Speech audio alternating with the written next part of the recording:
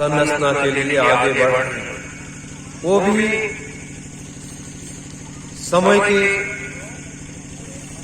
मसीहा, समय का सच्चा सदगुरु परम पूज्य स्वामी जी महाराज, परम पूज्य संत सम्राट जी महाराज के नेतृत्व में, उनके बताए हुए मार्ग पर, उनके आदेश से अपने कदम को हम आप सब आगे बढ़ा रहे हैं। यह मनुष्य का शरीर जब हमें आपको प्राप्त हो गया है, और ये कितनी प्रार्थना से, कितनी साधना से, कितनी साधना करनी पड़ी, कितना प्रार्थना करना पड़ा कि एक बार हमें हम आप सबों की जीवात्मा ने प्रार्थना किया कि एक बार मुझे भी इस मृतलोक में भेज दो, वहां जाकर के हम आपके सारे कार्यों को पूरा करेंगे। परमात्मा ने, भगवान ने वो प्रार्थना स्वीकार कर ली और अपने लोगों को इस मृतलोक में भेज दिया। ये आपको नहीं मालूम है कि आप अगले जन्म में क्या थे, फिर उसके आगे वाले जन्म में क्या थे, फिर आगे वाले जन्म में क्या थे, ये आपको नहीं पता। सिर्फ इस चीज को जब आप जान जाओगे, जानने की इसकी जरूरत है। अगर ये चीज आप जान गए, तब आप अपने भूतकाल के वर्तमान रहस्यों को जब व्यक्ति जान जाता है, तो वर्तमान में उससे कई हजार गुना उत्साह के साथ उस कार्य को अंजाम देता है। इसीलिए कहा गया है कि हर व्यक्ति माँ के गर्भ से जन्म लेता है, कोई महात्मा बन जाता है, कोई सन्यासी बन जाता है, कोई फकीर बन जाता है, और कोई गृहस्थ आश्रम में रह करके परिवार की सेवा करता है, और कोई अधिकारी कर्मचारी बनता है, कोई नेता बनता है, कोई प्रधानमंत्री बनता है, कोई सांसद विधायक बनता है। यानी सब अलग अलग तरीके से लोग बन करके इस देश में रहते हैं। लेकिन इस देश की सबसे बड़ी जिम्मेदारी हमारे महात्माओं की है, सन्यासियों की है। और उस जिम्मेदारी को अगर देखा जाए तो संत मत में कभी स्वामी विवेकानंद ने, स्वामी रामकृष्ण परमहंस ने उसका निर्वहन किया था, या बंदा बैरागी ने उसका निर्वहन किया था, और उसके बाद परम पूज्य स्वामी जी महाराज ने, परम पूज्य संत सम्राट जी महाराज ने, परम पूज्य बाबा भंडारी जी महाराज ने, ऐसे करके कई संतों ने इस राष्ट्रवाद की विचारधारा को आध्यात्मिक विचारधारा में उसका मिश्रण किया और उससे रास्ता तय। यह एक ऐसा विषय है, इन महात्माओं को भी क्या जरूरत थी राष्ट्रवाद को जगाने के लिए। उनके पास तो धर्मवाद, अध्यात्मवाद का वो व्यवस्था थी जिसके तहत लाखों करोड़ों लोग आपके साथ जुड़ रहे थे। कल जब जहां पर राजनीतिक पर चर्चा हुई, खुली पर चर्चा हुई, तो अपने बहुत से प्रेमियों में एक भाव आया कि यहाँ तो राजनीतिक परिचर्चा होती है, राजनीति पर लोग बोलते हैं, इसकी जरूरत क्या है? हम तो यहाँ पर सिर्फ आध्यात्मिक सत्संग को सुनने आए थे, और यहाँ तो और कुछ लोग दे रहे हैं। ये भाव कुछ अपने प्रेमी जनों में आया, और उस भाव को अपने अंतर में आत्मसात नहीं कर पाए। यही एक बड़ी सी चीज है। मेरे प्रेमी जनों, आज जैसे पुनः अपने लोग धूप में बैठे हुए हैं, सूर्य का प्रकाश हमें आपको बराबर मिल रहा है, इससे हमारे शरीर की कुछ बीमारियां भी दूर हो जाएंगी, कुछ हमारे शरीर में ऊर्जा भी आ जाएगी, और कुछ इस तपिश को जब हमारा शरीर महसूस करेगा तो हमें आगे काम करने में और आनंद आएगा। या मैंने कल कहा था कि मैं आप सबों को वो बात बताऊंगा कि हम आप सब इस मृतलोक में क्यों आए, इसकी आवश्यकता क्यों पड़ी और किस लिए यहां भेजा गया। मैं आपको सुबह के सत्संग में बताऊंगा, लेकिन अपने बहुत से प्रेमीजन जिनको अपने घरों तक जाना था, सामाजिक रीति रिवाज की व्यवस्था को भी देखना था कि 24 तारीख को करवा चौथ है और उसको देखते हुए अपने प्रेमीजन अपने घर की तरफ आगे बढ़े और वहां जाकर के उस व्यवस्था को अपनी बहन के यहाँ, अपनी बेटी के यहाँ उसे पहुंचाएंगे या उनके घरों पर लोग लेकर के आएंगे।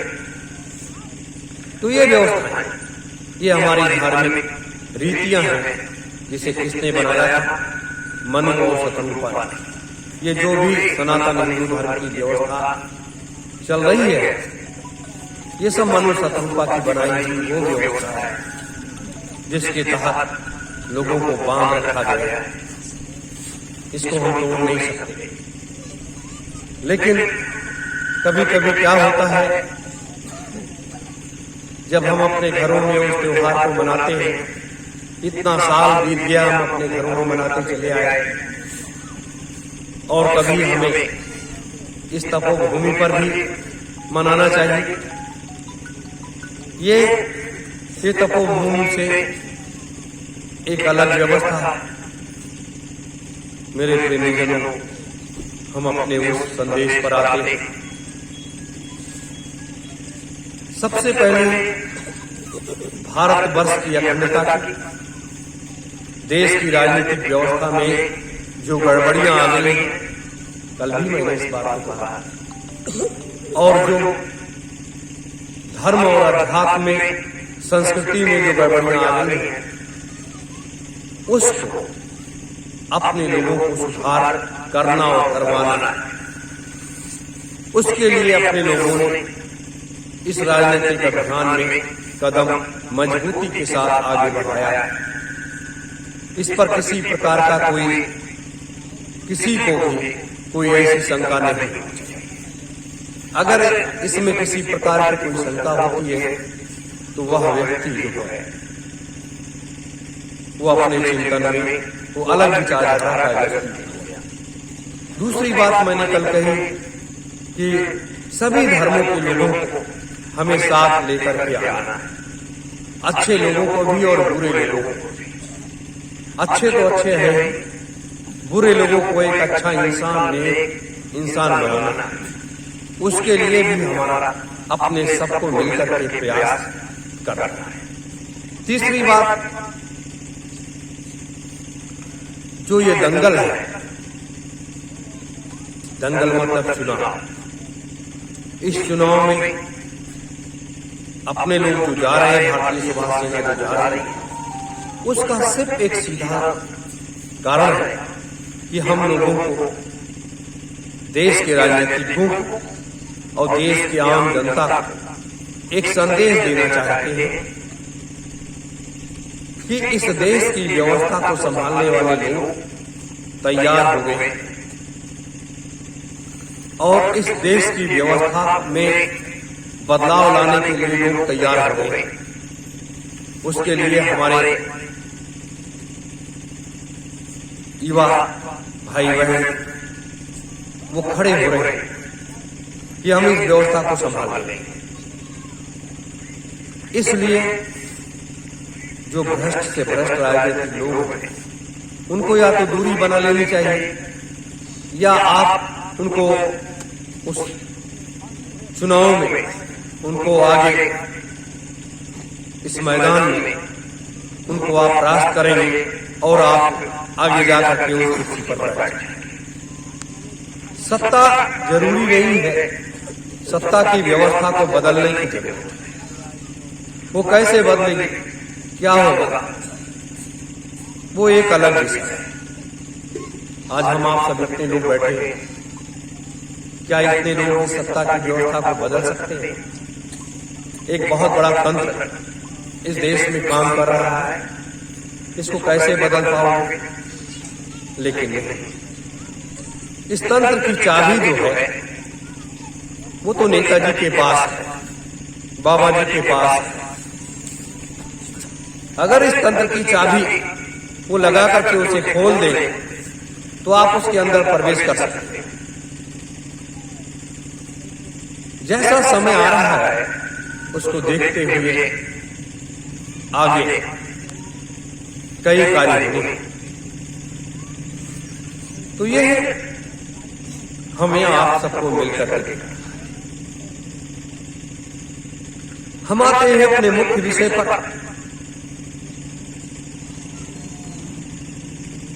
कि महात्मा जब इस मृतलोक में आते हैं और वो समय की व्यवस्था को देखते हैं और देख करके उसका आकलन कर लेते हैं कि हमें कितनी शक्ति की जरूरत है, कितनी पावर की जरूरत है, कितनी ताकत की जरूरत है और कैसे लोगों की मुझे आवश्यकता है।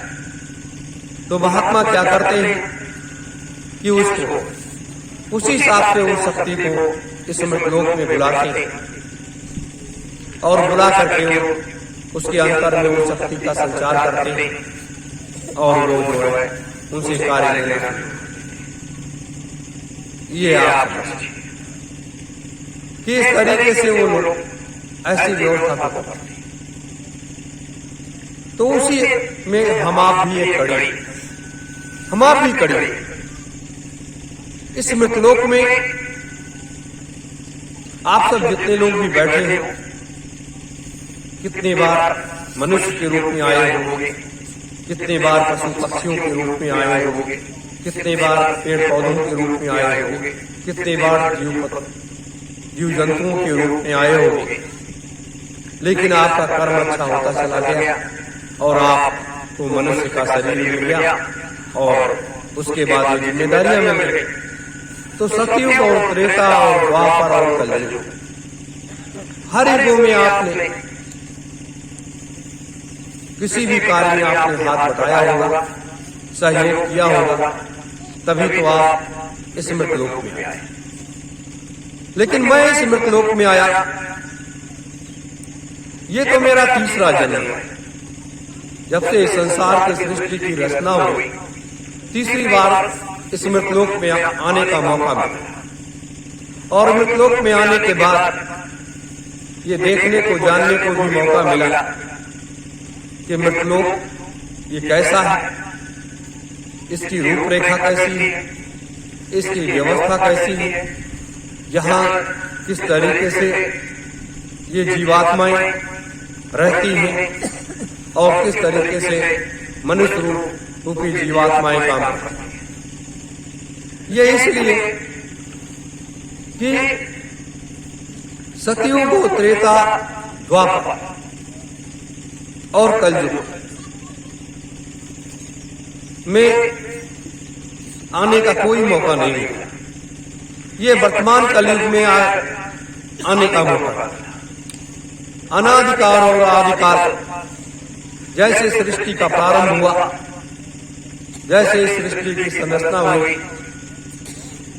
तब इसमें आने का मौका मिला और यहाँ की व्यवस्था को देख करके अपने लोग एक अनुशासित शिष्य बन करके या पुत्र बन करके इस मृतलोक में साधना में लीन हो गए। साधना में लीन हो गए। उस समय तपोबल की बड़ी महत्ता थी, सृष्टि विस्तार की महत्ता नहीं थी। उस समय तपोबल की बड़ी महत्ता, इसलिए माता पिता भी सबके लग जाते थे कि आपको ये साधना करनी है, वो साधना करनी है, ये शक्ति अर्जित करनी है, इस देवी को, इस देवता को, उसको ये करके जो उस समय का निर्माण हुआ था। उस समय तो इतने देवी देवता भी पैदा नहीं हो पाए। अनादिकाल में तो सिर्फ एक अध्यात्म का वो तत्व, वो शक्ति काम कर रही थी और एक के साथ ये सब सज जाता था और सबको मार्ग मिल जाता था और एक ही का अनुसरण था ना उस समय ब्रह्मा थे, ना विष्णु थे, ना महेश थे। सिर्फ उनके ब्रह्मा विष्णु महेश के बारे में लोगों को लगाया गया था कि हाँ ये शक्तियां इस मृतलोक में बनाई गई हैं, आगे उनका जब काम पड़ेगा तो उनको लाया जाएगा, उनकी व्यवस्था की जाएगी। ये सारी व्यवस्थाएं।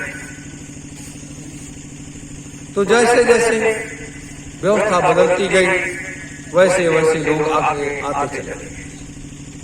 जब आदिकाल अनादिकाल के बाद आदिकाल जब समाप्त हुआ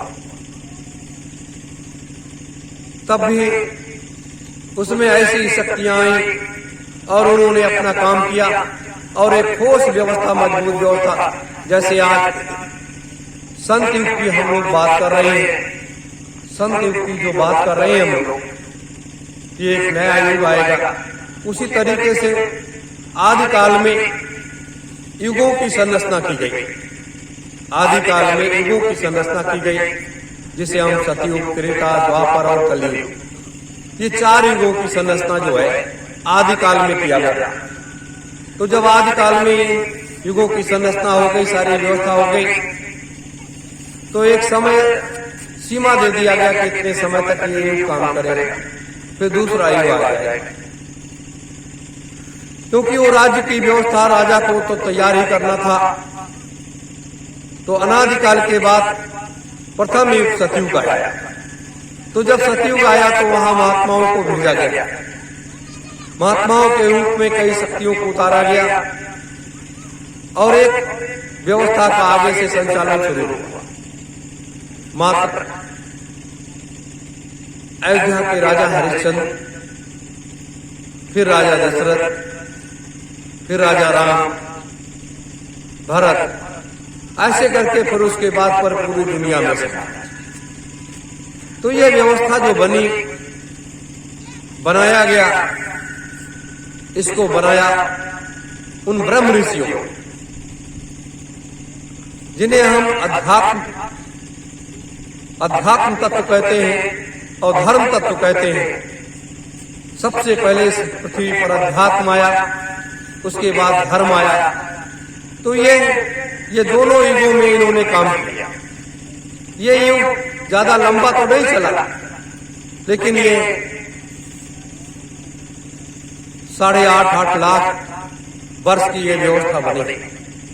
तो 8.5 लाख वर्ष ये व्यवस्था दोनों युगों का काम किया। उसके बाद सतयुग आ गया। सतयुग आने के बाद कुछ ऐसी शक्तियों को इस मृतलोक में भेजा गया जो वहां पर जाकर के काम करें।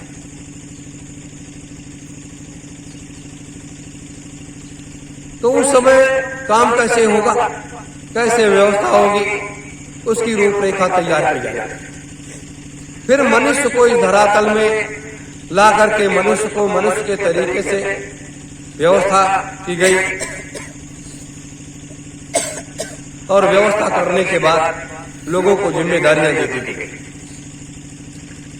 लेकिन तब महात्माओं को जिम्मेदारी मिली और जब महात्माओं को जिम्मेदारी मिली, महात्माओं ने अपनी जिम्मेदारी को बाखूबी निभाया। उनमें किसी प्रकार की कोई कमी नहीं आने दी, किसी प्रकार की कोई कमी नहीं आने दी। और वो महात्मागण अपने कार्यों में हमेशा अपनी जिम्मेदारियों को लेकर के हमेशा चले गए। ये तो सतयुग की व्यवस्था रही हो। सतयुग में हरिश्चंद्र के पहले भी कई राजा हुए। तो ये व्यवस्था को लोग संभालते चले गए, आगे बढ़ते चले और अपनी परीक्षा को भी देते चले गए।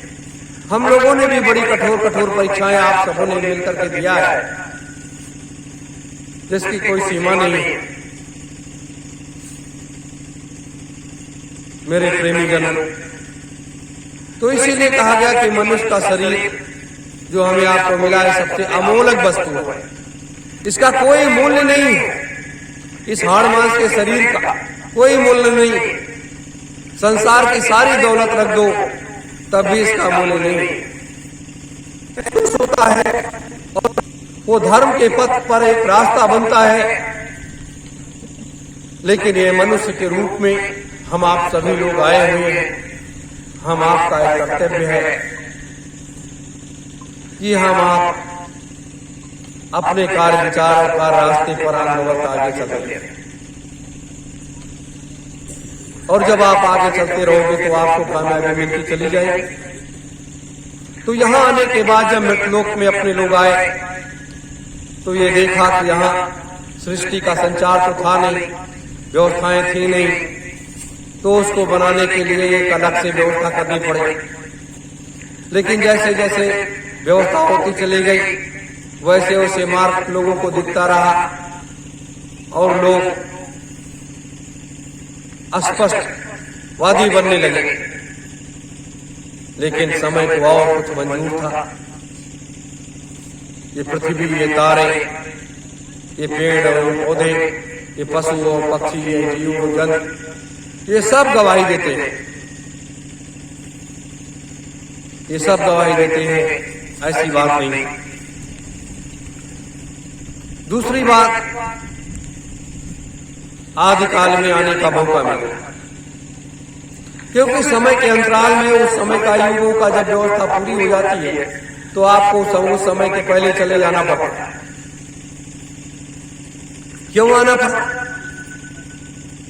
जब इस पृथ्वी पर कुछ नहीं था, सारी चीजों का निर्माण करना था, तभी एक महापुरुषों का सानिध्य और आशीर्वाद प्राप्त हो गया कि आपको ये कार्य करना है। और जब ये कार्य करना है तो पूरा जीवन जितने दिन तक के लिए मिला था उसमें समर्पित कर देना पड़ा। और वो किस लिए? सिर्फ साधना के क्षेत्र में, शक्ति प्राप्त करने के क्षेत्र में। शक्ति ऐसे नहीं प्राप्त होती है जिस तरीके से हम लोग चाहते हैं कि हमें ये मिल जाए, हमें ये मिल जाए, हमें ये मिल जाए, ऐसे नहीं मिलती है। अगर उसकी आवश्यकता है तो आपको महात्माओं के द्वारा बताया हुआ सिमरन ध्यान भजन, अपने स्वामी जी महाराज ने जो अपने लोगों को सिमरन ध्यान भजन का रास्ता बताया, 5 नाम 5 रूप 5 स्थान, तो इसके बारे में जो बताया तो वो इसलिए बताया कि हमारे बच्चे और बच्चियां उस सीढ़ी को नहीं पहुंच पाएंगे। तो जितनी आवश्यकता थी, जितना हमारे बुखार था, उसी हिसाब से वो दवा दे दी गई। जब दवा दे दी गई तो आप उस मस्ती में मस्त हो गए। तो ये हर युग में ऐसा हुआ है, हर समय ऐसा हुआ है। और कलिकाल का तो भयानक रूप बड़ा विचित्र है। कलिकाल का भयानक रूप इसलिए विचित्र है कि मृतलोक में आने के बाद भी आपको शांति नहीं है। शांति इसलिए नहीं है कि हर चीज अशांति में है। माया रूपी संसार में जब व्यवस्थाएं बनती हैं और बनने के बाद जब आप गृहस्थ आश्रम में जाते हैं तो गृहस्थ आश्रम की एक ऐसी व्यवस्था है कि आपको अपने परिवार की चिंता, अगर सन्यासी बन गए तो आपको अपने वस्त्रों की चिंता, आपको अपने भोजन की चिंता, आपको अपने रहने की चिंता, ये कई चिंताएं व्यक्ति को सताती रहती है। और इसीलिए लोगों की साधना नहीं बनती, क्योंकि जब चिंताएं नहीं सताएंगी तो आपकी साधना बनेगी और आप अपने काम में मन लगाएंगे।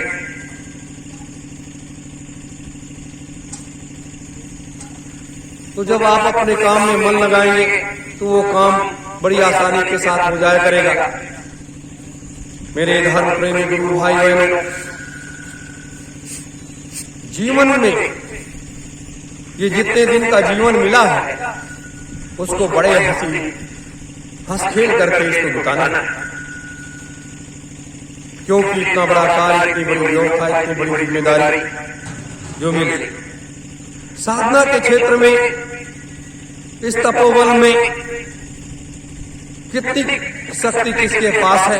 आप लोग भी बैठे हो, आप ये नहीं बता सकते कि मेरे पास कितनी शक्ति है, कितना मेरा थर्मामीटर काम कर रहा है, क्योंकि इसको जब आपका तीसरा नेत्र खुल जाएगा, आपको जानकारी हो जाएगी कि हाँ आप मुझे इस चीज को जानने की आवश्यकता है, तब आप महात्माओं के पास जाओगे और जान जाओगे। महात्माओं के पास जब जाओगे तो महात्मा आपको बता देंगे किस तरीके से इस कार्य को आपको करना है, तो आप उसी तरीके से कार्य करने लगोगे, कोई समस्या नहीं है। मेरे प्रेमीजनों, तो ये काल माया का देश बड़ा विचित्र है। मैं भी आकर के यहाँ फंस गया।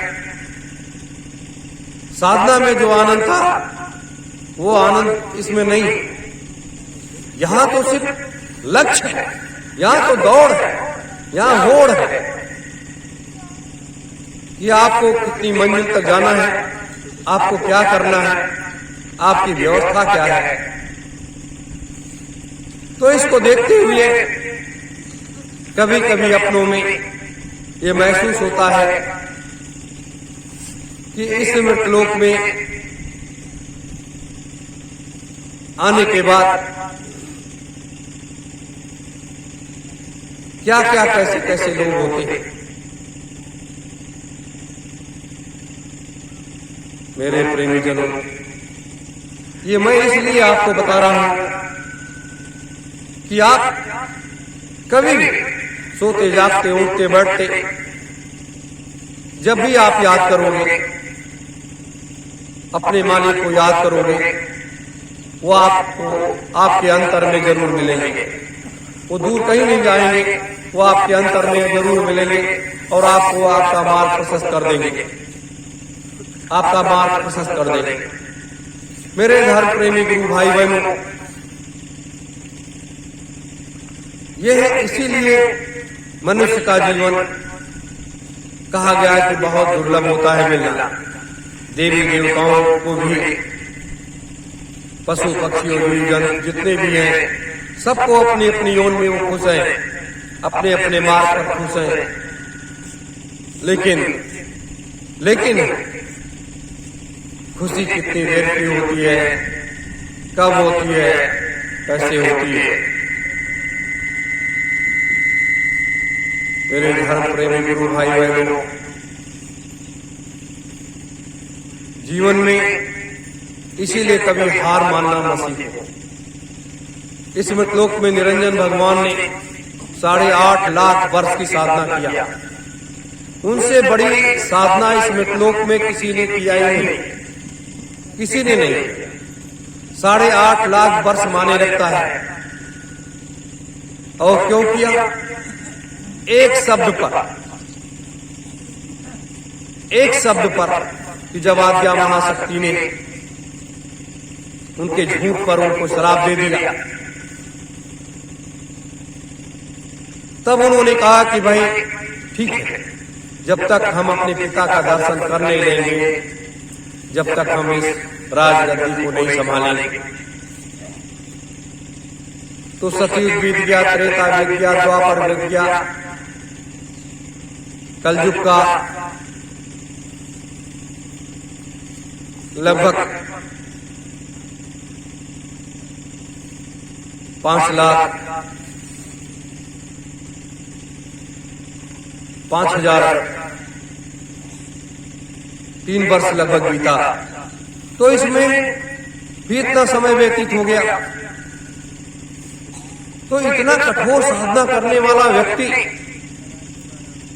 इतना तपोबल प्राप्त करने वाला व्यक्ति आज इधर उधर घूम रहा है। क्यों घूम रहा है वो? उसकी क्या आवश्यकता है? उसको क्या चाहिए? तो ये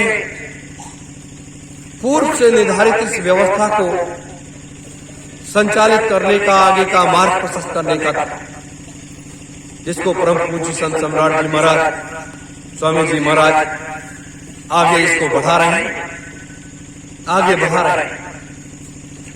इसीलिए कभी भी जीवात्माओं को अपनी ही जीवात्मा से संघर्ष नहीं करना चाहिए। अपनी जीवात्मा से संघर्ष करोगे तो आप परेशान हो जाओगे, हताश हो जाओगे, निराश हो जाओगे। जो कभी काम निरंजन भगवान ने किया, जब उनको स्मृतलोक की व्यवस्था दे दी गई कि जाओ आपको स्मृतलोक की व्यवस्था को संभालना है, तो उन्होंने कहा कि देखिए ये तो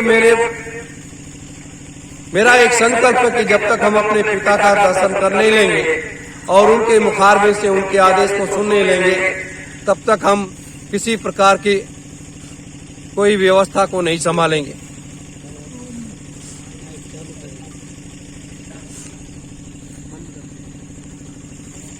और ऐसे लोग इस बीच में इस संसार में आते हैं तो 8.5 लाख वर्ष की साधना, ये नहीं कि हमने 1 घंटे, उस समय के लोग जो थे वो 1 घंटे साधना करते थे, 2 घंटे साधना करते थे, फिर उठ जाते थे, फिर अपने काम में लग जाते थे। ऐसा नहीं है। जो साधक होते थे वो अपने संकल्प को पूरा करने के लिए जितने दिन का संकल्प किया कि मुझे 10,000 वर्ष रहना है, 1,000 वर्ष रहना है, 500 वर्ष रहना है, तो वो अपने वर्ष रहते थे, तो साधना का का संकल्प जो उनका हुआ उतनी साधना उन्होंने पूरा कर लिया। तो ये बार बार संकल्प लेना और करना साधना को, तो ये कहा जाता है कि उन्हें अपने पिता को इस धरातल पर उतारने के लिए कि अब इस धरातल पर इस मृतलोक में साक्षात दर्शन करूंगा और उनके बताए मार्ग पर चल करके उनके सारे कार्यों को पूरा करूंगा। ये भाव निरंजन भगवान के अंदर जागृत हो चुका था, तो वो उस काम में तल्लीन हो गए और लग करके कार्य को अंजाम देने लगे। मेरे धर्म प्रेमी गुरु भाई बहनों, यही वो शाश्वत सत्य है कि जब लोग इस चीज को आज समझ नहीं पा रहे हैं, आज तमाम तरीके से लोग अपने व्याख्यानों में तरह तरह की चीजें जोड़ देते हैं, अपने सत्संगों में जोड़ देते हैं और उस सत्य को बताने के लिए कोई नहीं तैयार होता कि ये मृतलोक का असली राजा तो निरंजन भगवान है। भगवान शिव को तो अलग से दे दिया गया था, जब निरंजन भगवान ने इस व्यवस्था को नहीं संभाला तब उनको दे दिया गया कि अब आप इस व्यवस्था को संभालिए और इसकी देखरेख करिए। लेकिन आज जब ये व्यवस्था निरंजन भगवान के उसमें होने लगी, परम पूज्य स्वामी जी महाराज के साथ संत सम्राट जी अपने लक्ष्य कदम पर आगे बढ़ने लगे, सारी व्यवस्थाएं होने लगी, हम आप जैसे लोग साथ में लग गए। तो जब साथ में लग गए तो उस कार्य को जब तक पूरा नहीं हो जाता, जब तक चैन कैसी साधना के उस तपोबल को साधने का प्रयास करो। मैंने कई बार कहा आप लोगों से कि अंतर साधना मुझसे सीख लो। अंतर साधना एक ऐसी साधना है कि अंतर में जब अंतर साधना आप करने लगोगे तो आपके अंदर एक इतना बड़ा प्रकाश हो जाएगा, अंतर में प्रकाश हो जाएगा। और अंतर प्रकाश होने के बाद रोज आप उसमें हमेशा 2 घंटे, 2.5 घंटे, 3 घंटे गोते लगाइए और मस्ती के साथ मस्त रहिए और फिर अपने काम में लग जाइए, फिर अपने काम में लग जाओ। और ये अंतर साधना की विधि बड़े बड़े मनीषियों ने, बड़े बड़े संतों ने नहीं बताया। अगर वो बताते थे तो आप उनके पीछे पड़ जाते। मैंने भी देखा, मैं 3 साल से 4 साल से प्रयास कर रहा हूं, लेकिन उसके लिए, उसको जानने के लिए कोई तैयार नहीं हुआ, कोई तैयार नहीं हुआ।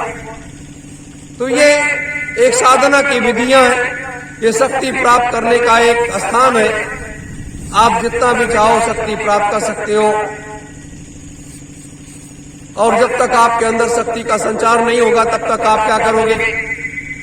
आज इस पृथ्वी पर, आज इस मृतलोक में 2,03,000 वर्ष की जो व्यवस्था है वो निरंजन भगवान की 8.5 लाख वर्ष की साधना आज वो काम आ रही है।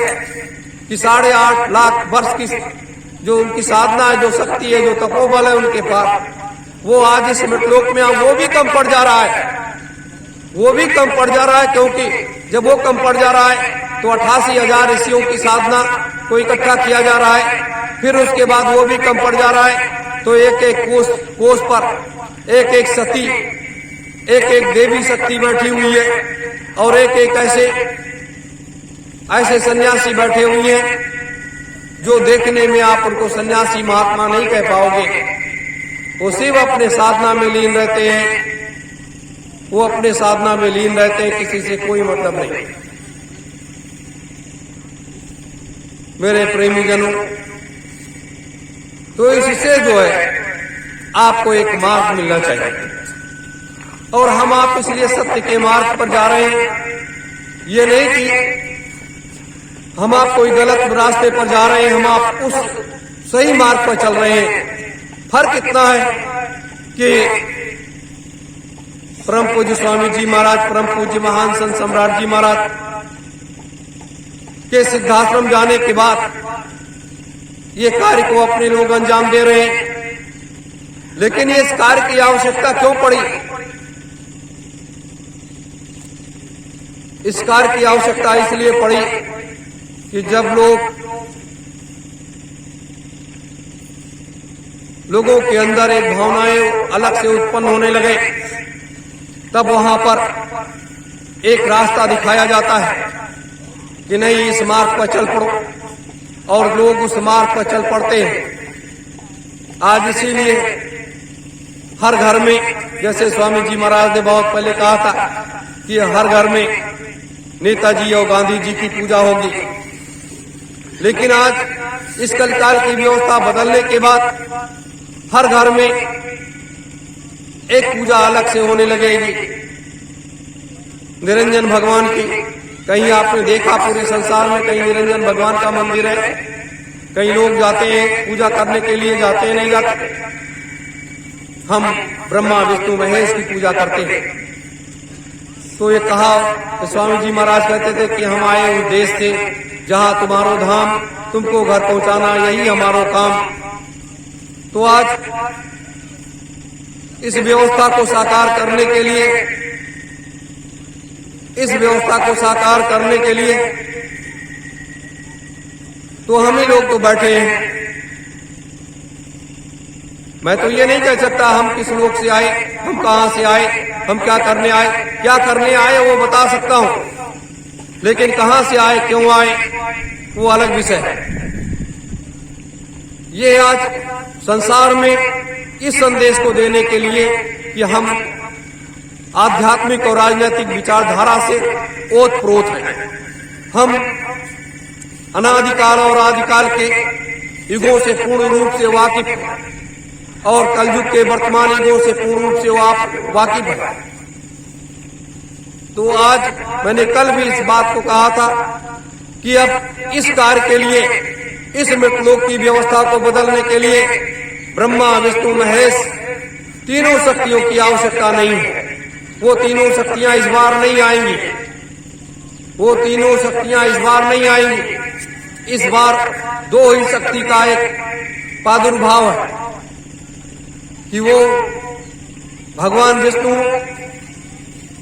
की अलग व्याख्या हो गई, सबकी अलग व्याख्या हो गई। अब उसमें परम पूज्य स्वामी जी महाराज, वो तो सतलोक से आए, अनामी धाम से आए, और परम पूज्य निरंजन भगवान जी।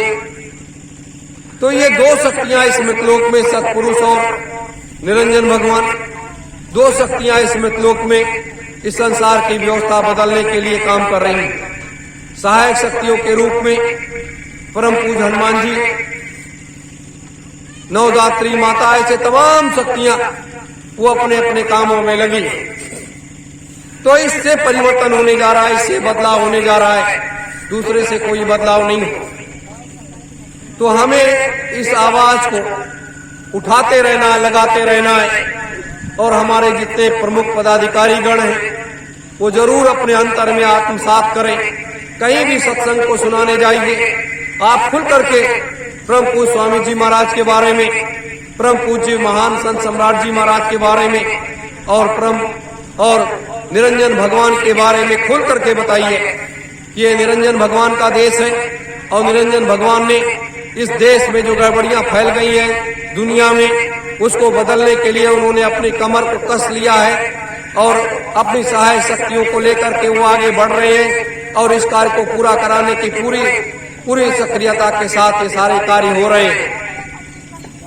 तो जब ये बात आप कहोगे तो लोगों को एक नया लगेगा।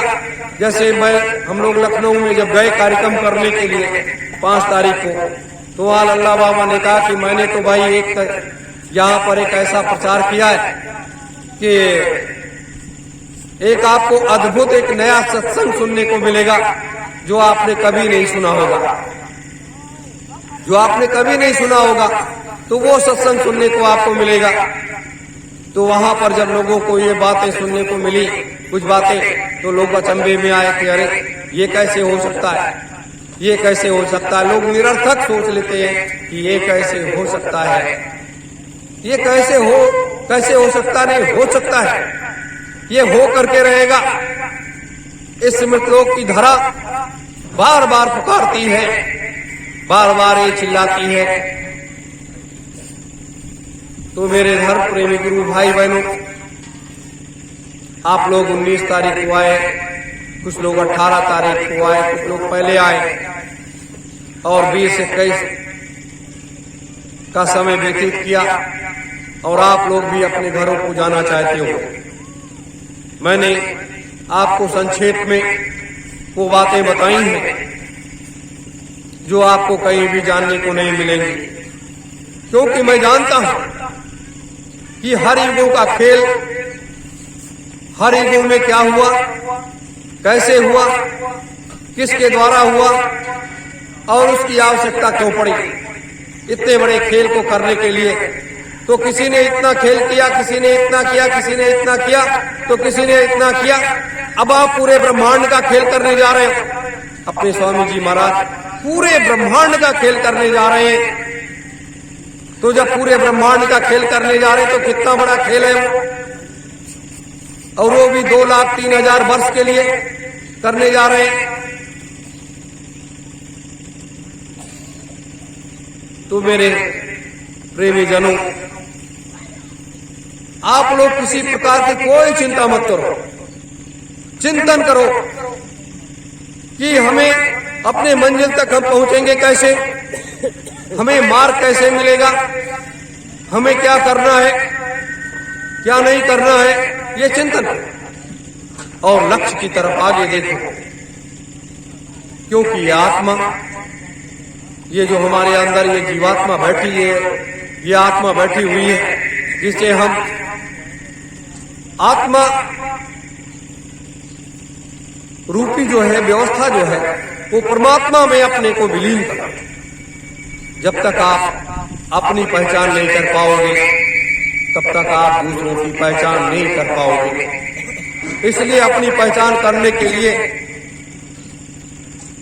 या तो सुमिरन ध्यान भजन करो या रोज सत्य ओम जय गुरुदेवाय नमः महामंत्र का जाप करो, और या तो अंतर साधना की विधि सीख लो और उसमें मस्त रहो। ये मृतलोक है। पूजा पद्धतियां अलग हो सकती हैं, लोगों के अलग अलग मार्ग हो सकते हैं, सारी चीजें अलग हो सकती हैं, लेकिन महात्माओं का, संतों का कोई चीज अलग नहीं होता है, कोई चीज अलग नहीं होता। मैं तो दावे के साथ कहता हूं कि इस मृतलोक में, इस धरा पर एक ऐसी व्यवस्था को बना करके अपने सब लोगों को तब जाना है, अपने सब लोगों को तभी जाना है कि जब वो व्यवस्था बन करके तैयार हो जाए, वो सारे कार्य हो जाए, सारा संकल्प पूरा हो जाए। मेरे प्रेमी जनों, तब आपको राहत की सांस मिलेगी, वैसे नहीं।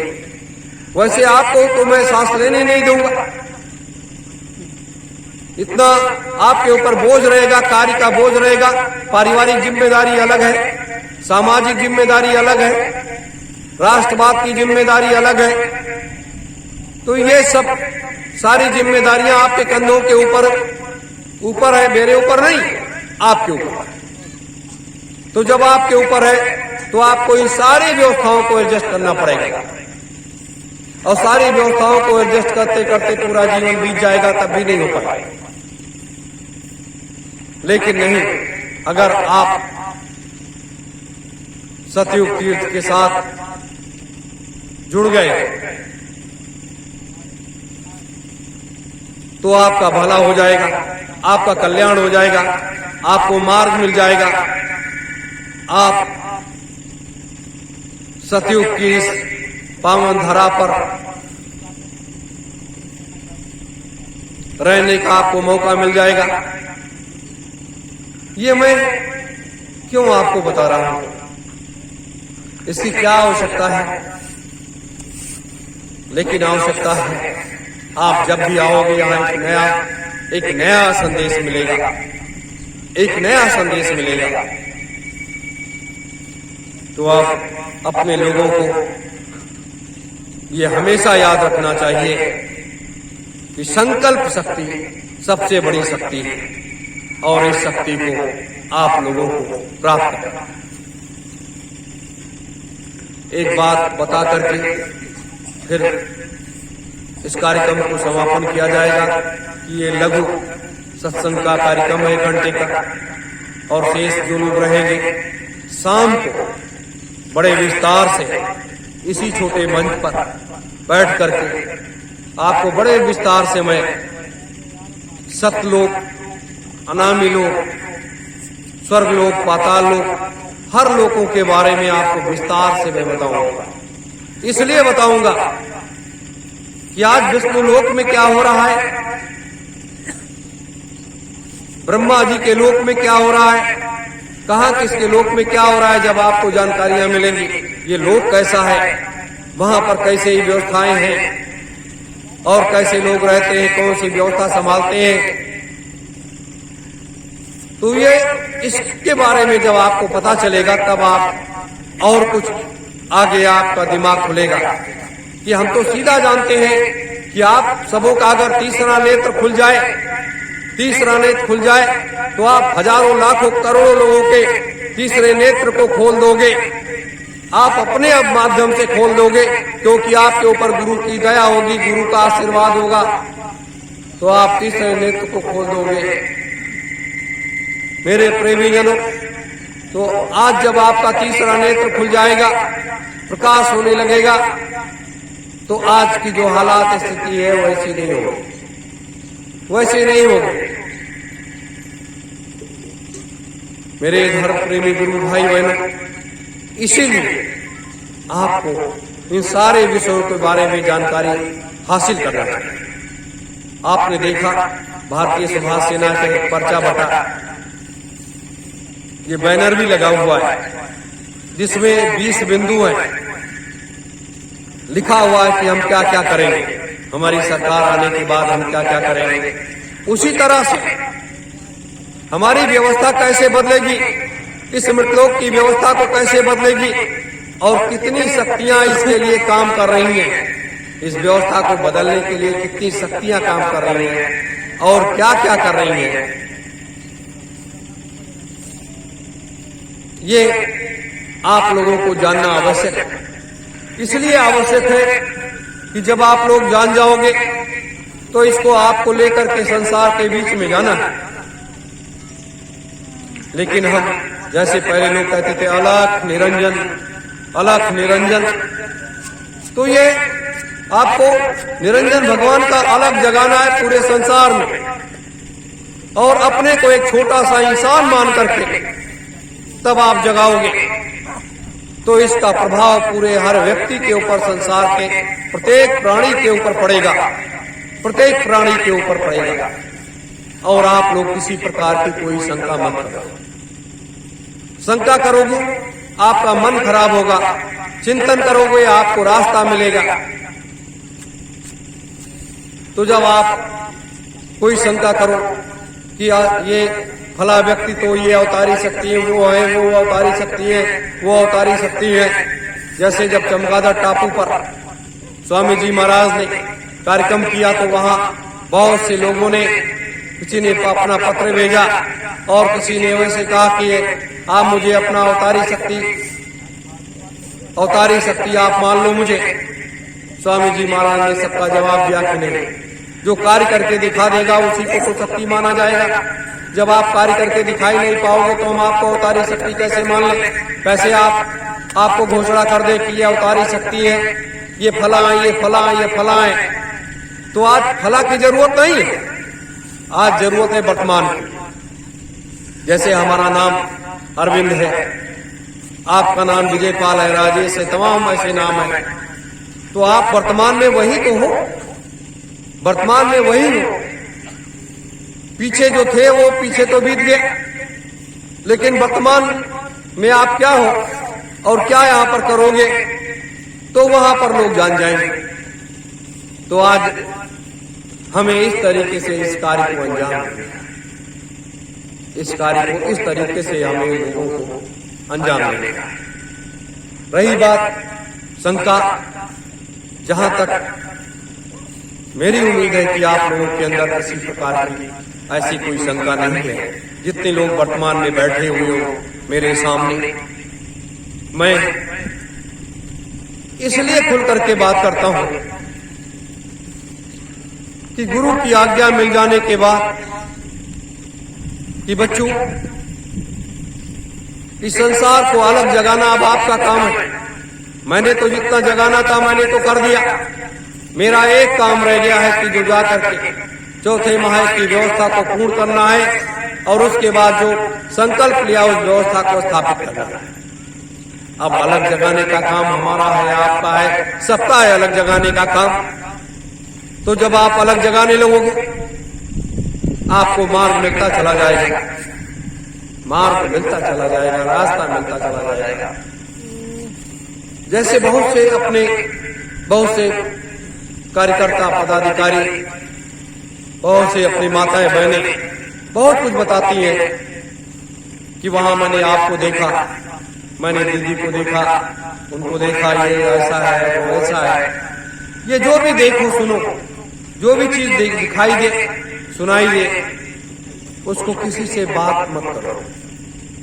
क्योंकि जब कोई भी एक साधक व्यक्ति बैठता है साधना में तो वो भी देखता है कि हमें कितने लोग याद कर रहे हैं, और जब वो देखता है कि हमें कितने लोग याद कर रहे हैं तो उस समय जब लोग याद कर रहे होते हैं तो वो अपने तार को उसमें जोड़ देता है और वहां पहुंच करके उसको दर्शन दे देता है और उनके मार्ग के रास्ते को खोल देता है और उनको रास्ता मिल जाता है। तो ये इस तरीके से होता है, लेकिन उसको बताओ नहीं, उसको अपने पास उसे संभाल करके रखो। ये बड़ी अमूल्य वस्तु है, ये सबको मिलती नहीं है। जब कोई बहुत क्रंदन करता है, बहुत रोता है, बहुत चिल्लाता है और हर संभव प्रयास करता है पहुंचने के लिए, तो उसको वो पहुंचने का रास्ता मिल जाएगा। इसलिए मेरे धर्म प्रेमी गुरु भाई बहनों, सारी व्यवस्था सुदृढ़ और मजबूत है, किसी प्रकार का कोई वो नहीं है। ये है आपका धरातल, सतयुग तीर्थ की ये पावन धरा। मैं फिर ये दोहरा रहा हूं कि सतयुग तीर्थ की पावन धरा से इस मृतलोक का परिवर्तन होगा, इस मृतलोक में बदलाव आएगा। सतयुग की इस पावन धरा से सतयुग का राज्य उदय होगा और इस सतयुग तीर्थ की पावन धरा से 2,03,000 वर्षों की व्यवस्था को बना करके तैयार किया जाएगा। यानी 3,000 वर्ष के लिए सतयुग इसी धरा से आएगा, 2 लाख वर्ष के लिए संतों का युग इसी धरा से आएगा। यानी सारी व्यवस्था इसी जगह से होनी है, सारी व्यवस्था इसी जगह से होनी है। इसको कोई भी काट नहीं सकता। ये नहीं कि कोई तंत्र मंत्र से काट दे, कोई अपने तपोबल से काट दे, कोई किसी शक्ति के से काट दे, कोई किसी से काट दे, कदाप नहीं। क्योंकि निरंजन भगवान के 3.5 लाख वर्ष की साधना ये निमसा का वो तट है। निमसा की ये भूमि है जहां पर 3.5 लाख वर्ष बैठ करके उन्होंने साधना किया और 88,000 ऋषियों ने यहीं पर बैठ करके साधना किया है। तो वो सारी शक्तियां यहां पर काम करना शुरू कर दी हैं। आने वाला समय, कुछ समय के बाद देखोगे कि आपको रात्रि में इस भूमि से, इस कण-कण की भूमि से प्रकाश दिखाई देने लगेगा। हिंदुस्तान नहीं, पूरी दुनिया की मीडिया यहां दौड़ पड़ेगी और पूरी दुनिया की मीडिया जब इसको दिखाने लगेगी तब देखना कि पूरे संसार में तहलका मच जाएगा कि वहां तो बालू की रेत से प्रकाश निकलता है। वो शक्तियां दिखाई देने लगेंगी, वो ताकत इसमें है। लेकिन जैसे आदेश मिलते ये सारे प्रकाश, सारे ये पेड़ पौधे, ये सब चीजें ये प्रकाशमय होने लगेंगी, सब में प्रकाश दिखाई देने लगेगा। वो शक्ति इसमें पदार्थ है, उसको सिर्फ बटन दबाने की जरूरत है। तो जब सारी मीडिया के इसमें दौड़ करके इस चीज को दिखाने लगेगी तो क्या होगा? संसार का प्रत्येक प्राणी दौड़ पड़ेगा, संसार का प्रत्येक प्राणी दौड़ पड़ेगा। ये मैंने आपको किस लिए समय के पहले बता दिया कि आने जो आप लोग कहते थे बिना चमत्कार के नमस्कार कोई करने को तैयार नहीं है। ये एक इतना बड़ा ऐतिहासिक चमत्कार होगा, एक ऐसा चमत्कार जो कभी न बुझने वाली चीज जल जाएगी, जिसमें ना कोई तार होगा, ना कोई बल्ब होगा, ना कोई चीज होगी। तो इस शक्ति को लोग प्रणाम करेंगे ना, इस शक्ति को लोग प्रणाम करेंगे। तो मैंने कहा 88,000 ऋषियों की शक्ति, तपोबल की शक्ति और 3.5 लाख वर्ष के निरंजन भगवान की साधना, ये इस भूमि में जो कण कण में समाहित है, ये सारी चीजें प्रकाशमय हो जाएंगी। थोड़े से समय में ये सारी शक्तियां प्रकाशमय हो जाएंगी। मेरे धर्म प्रेमी गुरु भाई बहनों, मैं आपको इस धूप में क्यों बैठालता हूं? इसीलिए बैठालता हूं कि ये तो दिन है, सूर्य का प्रकाश है, ये सूर्य का प्रकाश है। और जब इन शक्तियों का प्रकाश रात्रि में होगा, पूरा जगमगाता हुआ प्रकाश जो लोगों को शीतलता देगा, लोगों को शांति प्रदान करेगा, तब आप देखना, तब लोगों के समझ में आएगा कि वाकई कोई चीज, कोई शक्ति है, कोई ऐसा वो है जो इस मृतलोक में काम कर रहा है। तो प्रत्यक्ष रूप से हम ही, आप तो सब लोग काम कर रहे हैं। तो योगीराज भैया जी वो की, समय आ रहा है। योगीराज भैया जी की। मेरे धर्म प्रेमी गुरु भाई बहनों, दूसरी चीज आपको बताएं, जब विश्वामित्र जी कठोर तप किए सिर्फ ब्रह्म ऋषि बनने के लिए, लेकिन ब्रह्म ऋषि की उपाधि उनको न मिली। ये उनको आदेश हुआ कि अगर वशिष्ठ जी महाराज आपको ब्रह्म ऋषि की उपाधि दे दे तो आप को ब्रह्म ऋषि मान लिया जाएगा। विश्वामित्र जी वशिष्ठ जी महाराज के पास गए और उनसे अनुनय विनय किया।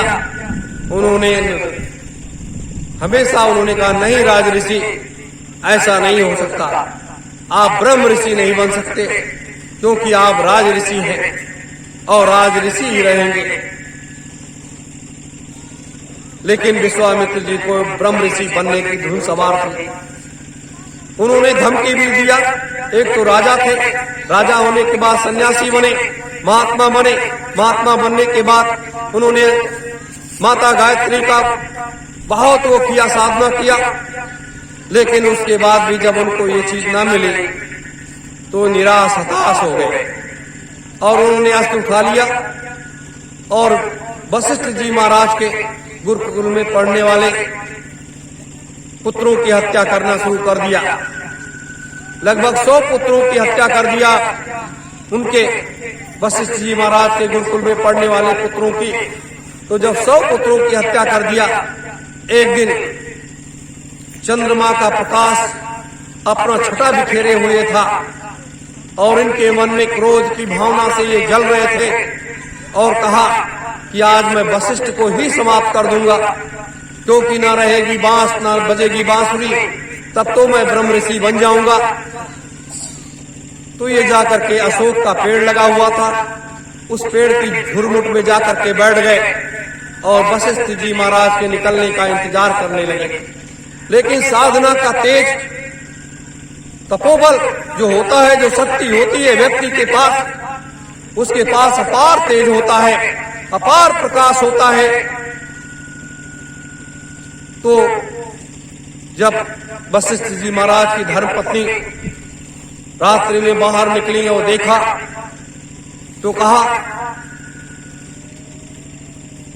हे भगवान, आज चंद्रमा की छटा देखिए, कितना प्रकाश बिखेर रहा है यहाँ पर अपने आश्रम पर, ऐसा प्रकाश तो मैंने नहीं देखा।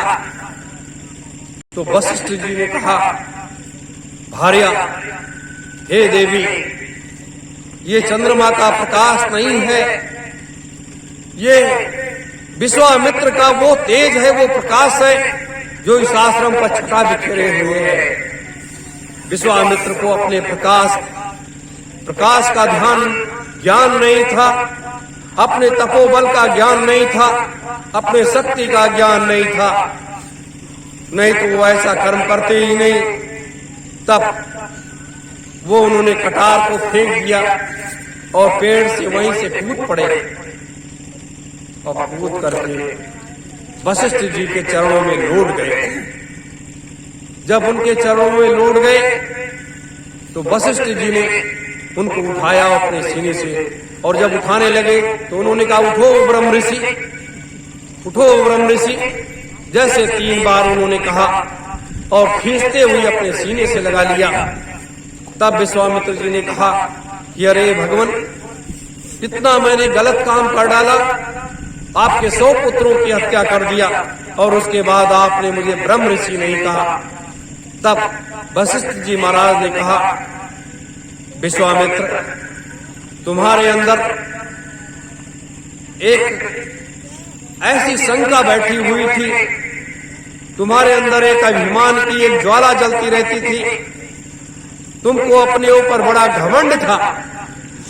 उस चीज को मैं समाप्त करना चाहता था, और जब तक वो चीज समाप्त नहीं होती तब तक आप ब्रह्म ऋषि नहीं बन सकते, क्योंकि ब्रह्म ऋषि बन जाने के बाद आप उसका किसी का आप वध नहीं कर सकते, किसी को आप श्राप नहीं दे सकते, और किसी का आप अनबल नहीं सोच सकते। बुरे से बुरे व्यक्ति को आप अच्छा इंसान बनाने का आपको अधिकार रहता है। तमाम चीजें रहती है ब्रह्म ऋषि का। तो बड़ी लंबी चर्चा है मेरे धर्म प्रेमी गुरु भाई बहनों। तो हम आप तो ब्रह्म ऋषि तो है नहीं, ब्रह्म ऋषि तो है नहीं। तो ये चीजें जो होती हैं तो वो चीज विश्वामित्र जी ने छोड़ दी, ब्रह्म ऋषि बन गए। तो ब्रह्म ऋषि बनने के बाद क्या आगे हुआ उनको, क्या जिम्मेदारियां मिली, कितनी बड़ी जिम्मेदारी मिल गई उनको मेरे धर्म प्रेमी गुरु भाई बहनों। इसीलिए ये तपोभूमि है, ये ऋषियों की भूमि है। तो 88,000 ऋषि, ये भी तो ब्रह्म ऋषि थे। 88,000 ऋषियों को भगवान शिव ने उनको ब्रह्म ऋषि बना दिया था। तो हम ब्रह्म ऋषियों के गोद में बैठे हुए हैं, और जब ब्रह्म ऋषियों के हम गोद में बैठे हुए हैं तो आप सबको ब्रह्म ऋषि बनना पड़ेगा। आप सबको भी ब्रह्म ऋषि बनना पड़ेगा। अब सब लोग ब्रह्म ऋषि जब बन जाएंगे तो हथियार कौन उठाएगा, असुरों का सफाया कैसे करेगा, कौन करेगा? वो तो निरंजन भगवान का वो चक्र काम करेगा, जो असुरों को काट करके समाप्त कर देगा। ये महायज्ञ होने के पहले लाशों पर होगा, लाशों का नजारा सुनते जाओ। ये संदेशा हमारा, ये महायज्ञ होने के पहले ये जो हम लोग देख रहे हैं, ये तमाम कचड़े साफ हो जाएंगे, ये तमाम कचड़े साफ हो जाएंगे, क्योंकि ये संसार का प्राणी ये इतना दूषित इतना मरकट बन चुका है कि इसके विचारों में वो भावनाएं नहीं उत्पन्न होंगी। उसके बाद ये एक चमत्कारिक व्यवस्था जो आगे बदलने जा रही है।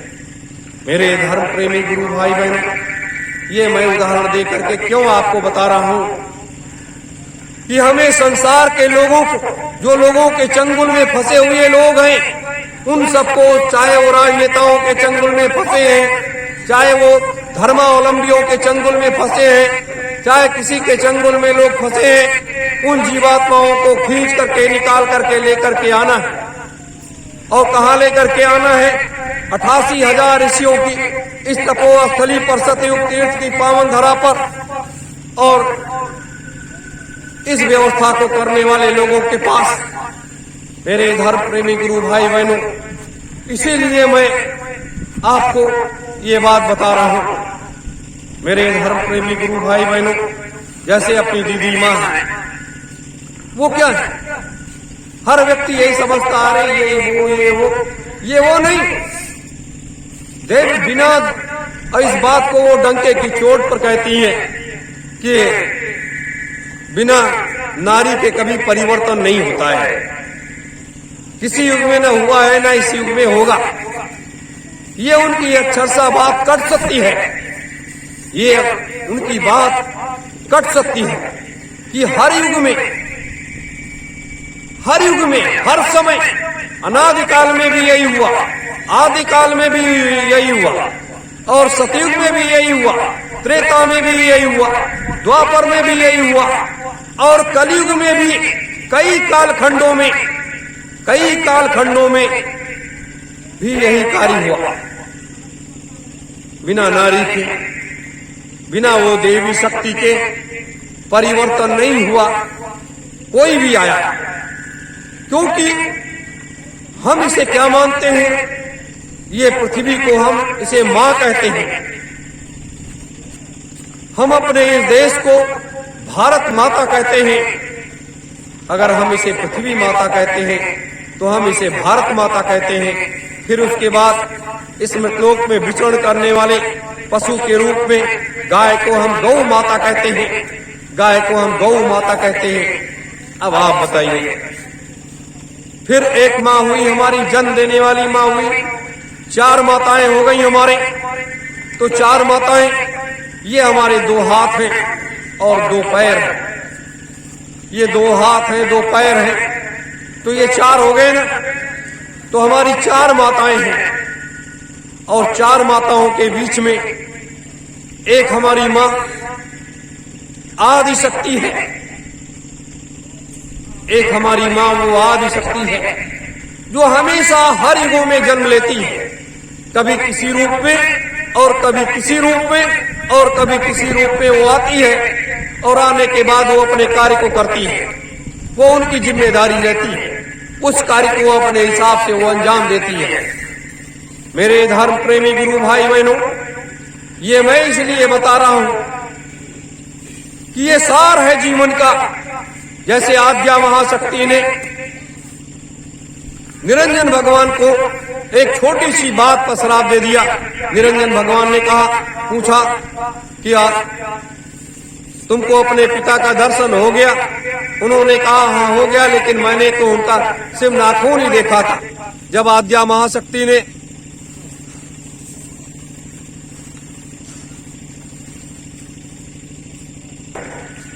महाशक्ति ने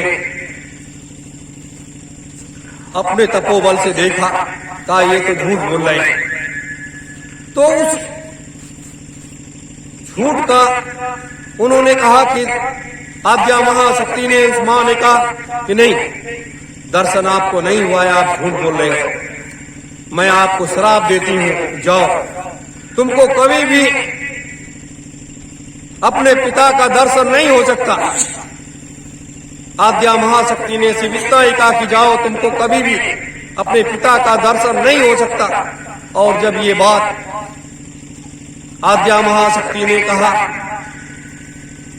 तो निरंजन भगवान को बहुत तकलीफ हुई, और वहीं पर उन्होंने संकल्प कर लिया कि जब तक हम अपने पिता का दर्शन नहीं कर लेंगे तब तक हम किसी भी दूत के द्वारा भेजे हुए संदेशों को स्वीकार नहीं करेंगे और न किसी के आदेश को मानेंगे, न कुछ करेंगे, और वो अपनी साधना में लीन हो गए, साधना में लीन हो गए।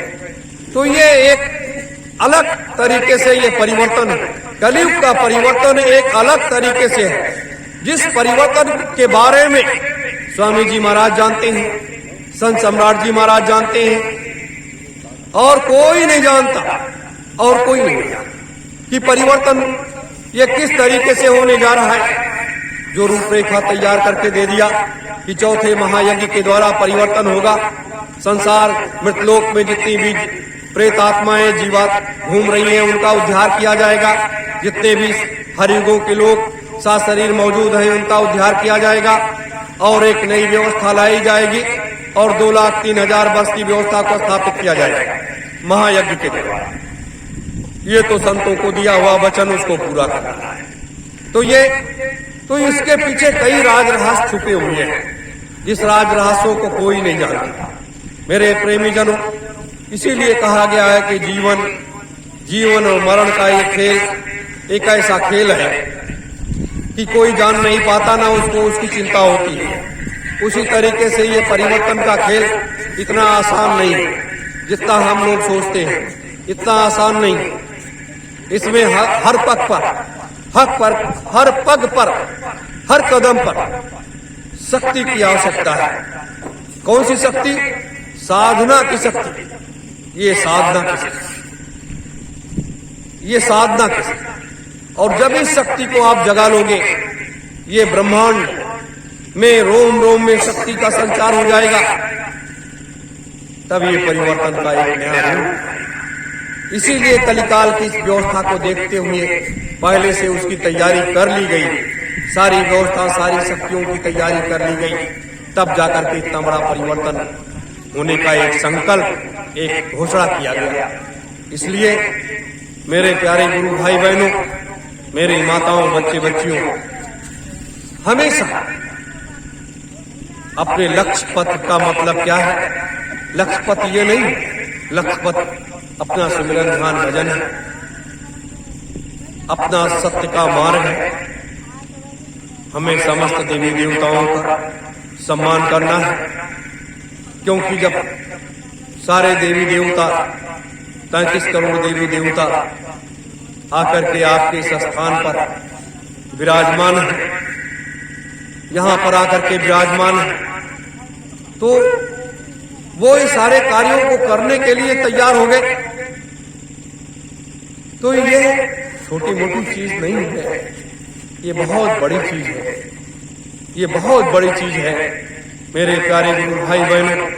ये इतनी बड़ी चीज है कि जिसकी कोई सीमा नहीं।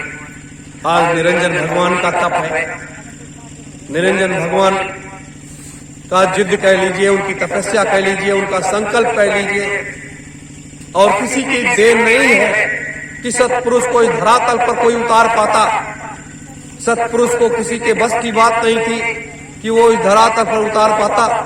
वो निरंजन भगवान की देन है कि निरंजन भगवान ने सतलोक से सत्पुरुष को सीधे इस पृथ्वी पर उतार लिया, और उनकी साधना से, उनकी भक्ति से, उनकी त्याग और तपस्या से परम पुरुष हमारे पिता सबके वो इतने प्रसन्न हो गए कि स्वयं इस मृतलोक में आकर के उन्होंने ये प्रयास किया कि नहीं, चलो चलते हैं इस मृतलोक में और वहां की व्यवस्था को बदलते हैं, जो गड़बड़ियां आ गई हैं। लेकिन यहाँ आने के बाद जब उन्होंने देखा, आज जैसे बहुत से लोग कहते हैं कि स्वामी जी महाराज तो चले गए, स्वामी जी महाराज तो चले गए, मर गए, हम लोगों ने तो उनका अंतिम संस्कार कर दिया।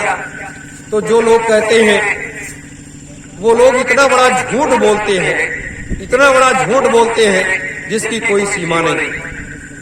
और वही लोग पहले चिल्ला करके कहते थे मंचों से कि अनामी धाम से आए हुए महाप्रभु परम पूज्य बाबा जय गुरुदेव जी महाराज हैं, और वही लोग कहते हैं कि बाबा जय गुरुदेव जी महाराज तो मर गए। तो क्या जिसका सारा सब कुछ बनाया हुआ है, सारी व्यवस्था बनाई हुई है, तो कलिकाल की तपिश से परेशान होकर के सतपुरुष की जीवात्मा इतनी जल्दी अपने सतलोक को चली गई। अब इतनी जल्दी वो अपने लोक को कैसे चली गई, क्यों चली गई? नहीं, उनके खेल को लोग समझ नहीं पाए, उनके खेल को लोग समझ नहीं पाए। वो तो अभी जाने वाले कहाँ हैं?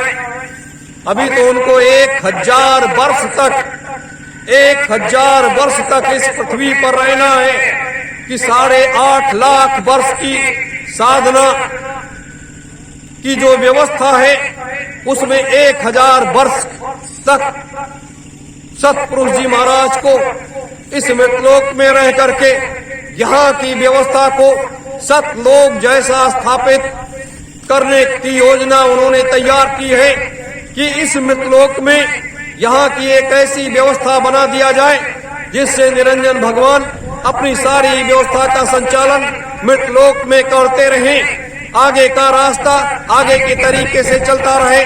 तो एक बड़ी व्यवस्था को बनाने की तैयारी आगे की आगे हो रही है। ये राजनीतिक क्षेत्र जो है ये तो अलग मार्ग है। ये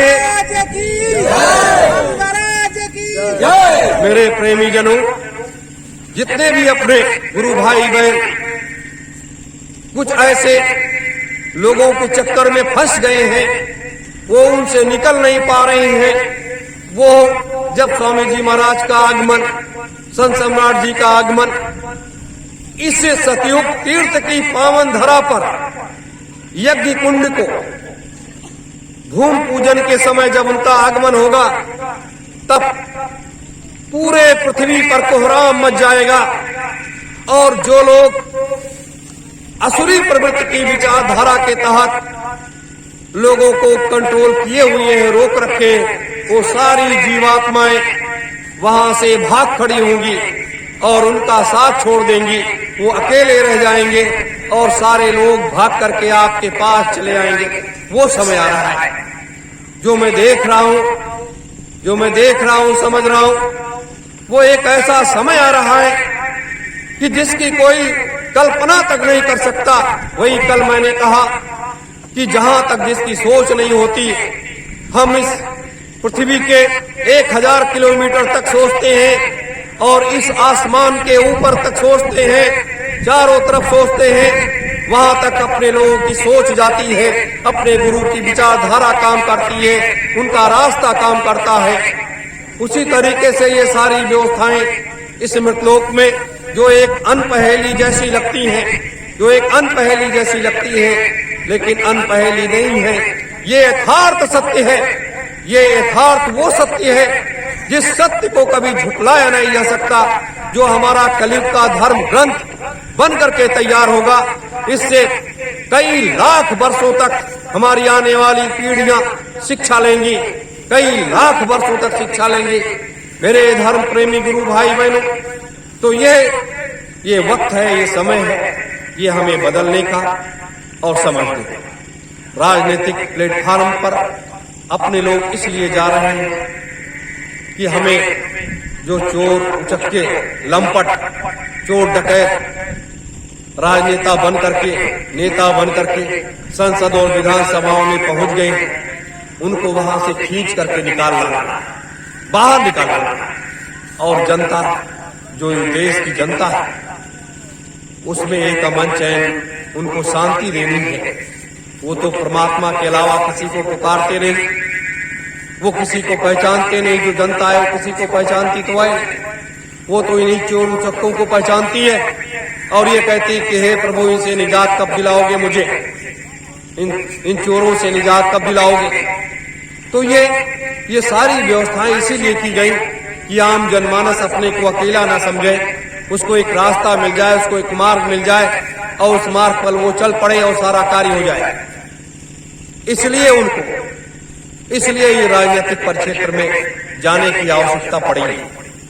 और ये इस मृतलोक का एक नियम है, इस मृतलोक का एक नियम है कि आप जब तक अगर कोई राजा गलती कर रहा है तो उस राजा को ललकारोगे नहीं, उस राजा को राज सिंहासन से हटाओगे नहीं, तो जबरदस्ती अगर खींच करके करते हो, उसको जबरदस्ती हटाते हो, समय के नियम के हिसाब से, तो वो अन्याय होगा, वो गलत होगा।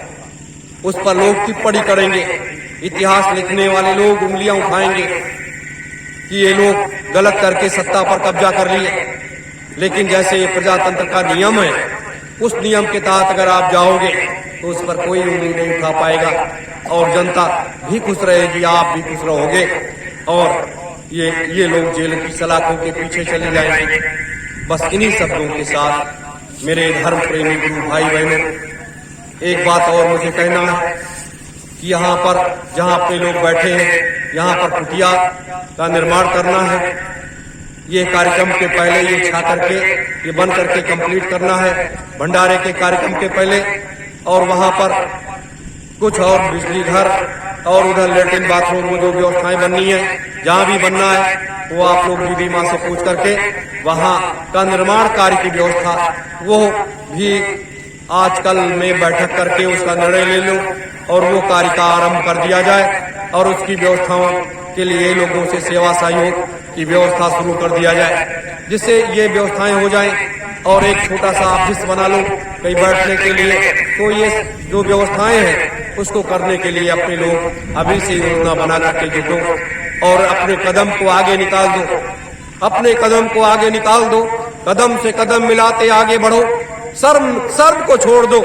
हमें सभी लोगों के पास जाना है, सभी लोगों के पास जाना है, सेवा सहयोग की भी बात करनी है, वोट की भी बात करनी है और एक अच्छा इंसान बनने की भी बात करनी है और सबको निमंत्रण देना है।